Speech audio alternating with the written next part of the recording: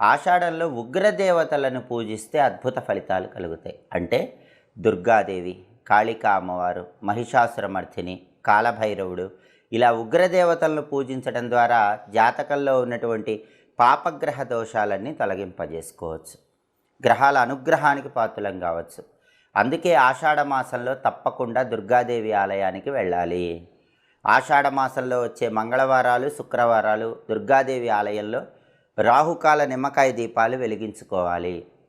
అలా చేస్తే కుటుంబపరమైన సమస్యలు, అనారోగ్య సమస్యలు అన్నీ కూడా తొలగింపజేసుకోవచ్చు. అలాగే ఆషాఢ మాసంలో వీలైనప్పుడు దుర్గాదేవికి కుంకుమార్చన చేయించుకోవటం, కాళికా అమ్మవారి ఆలయానికి వెళ్ళి నిమ్మకాయల దండ సమర్పించడం ద్వారా కూడా శత్రుబాధలు తొలగింపజేసుకోవచ్చు, నరదృష్టి నుంచి బయటపడవచ్చు. అలాగే ఆషాఢ మాసంలో కాలభైరవుడిని దర్శించుకుంటే చాలా మంచిది. శివాలయంలో ఉన్నటువంటి కాలభైరవుడి మందిరాన్ని